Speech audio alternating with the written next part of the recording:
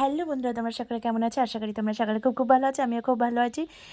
আজকে হলো বৃহস্পতিবারের একটা নতুন ব্লগে জয়েস লাইফস্টাইলে তোমাদের সকলকে স্বাগত জানিয়ে এখন বাজে দুপুর 12:30।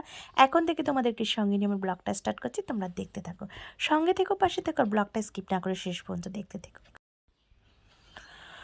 আজকে হলো যাচ্ছি একটা শ্রাদ্ধ বাড়ি, নেমন্তন্ন আছে সেখানে। তো শাড়ি বের করেছিলাম, প্রচণ্ড মেঘ করেছে, আর যেখানে যাব আমার বাড়ি থেকে 2 কিলোমিটার মতো, তো 10 মিনিট মতো লাগবে। তো বড়মশাই বলল শাড়ি পরতে হবে না, কারণ যখন তখন বৃষ্টি হতে পারে, আর আমার শরীরটাও ভালো না। তো একটা ভালো দেখে চুড়িদার বের করে নাও। আছে একটু গর্জিয়াস গ্লেজি চুড়িদার, সেগুলো পরলে শ্রাদ্ধ বাড়ি তো মানায় না। সবাই বলবো এই দেখো শ্রাদ্ধ বাড়ি এসছে নাকি আনন্দ করতে এসছে, আমার আবার খুব মাইন্ডে লাগে। ওই জন্য ভাবলাম একটা সুতির চুড়িদার, যেটা দেখতে একদমই খারাপ নয় বা একদমই ভালো নয়, সেরকম চুড়িদার পরি, মাঝামাঝি, যেটা চলে সমাজে।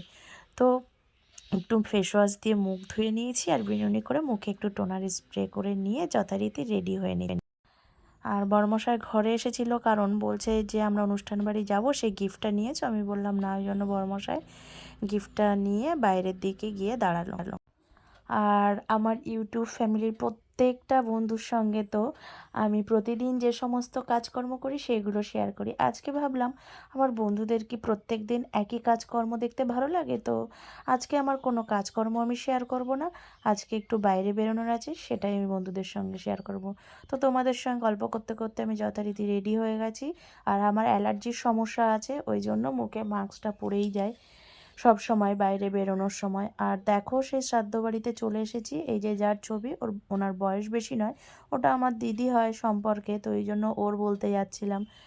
তো হার্ট অ্যাটাক করেছিল, আর হার্টের পেশেন্ট ছিল, ওই জন্য অপারেশনের পরেই মারা গেছিলো। আর দেখো এই যে ছেলে, দিদির ছেলেটা, বয়সও বেশি নয়, হয়তো ওই 23-24 বছর বয়স হবে, অল্প বয়সে মাকে হারিয়েছে।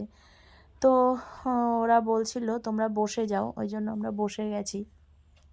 প্রথমে কি ছিল জানো তো, ঘি ছিল, শাক ভাজা ছিল, আর তারপরে মুড়িঘণ্ট, ডাল, আর আলু ভাজা দিয়েছিল। আর তারপরে কি ছিল জানো, পটল চিংড়ি ছিল।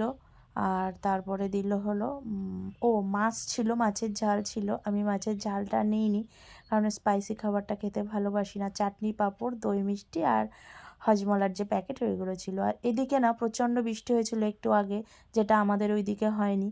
তো এখন প্রচণ্ড মেঘ করেছে। বড়মশাই বলল এখন বসা যাবে না, তাড়াতাড়ি বেরিয়ে পড়ি চলো।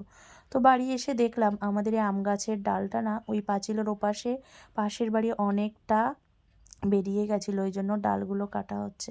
তো চলো বন্ধুরা, আজকের এই ছোট ব্লগটি তোমাদের কেমন লাগলো অবশ্যই জানাবে।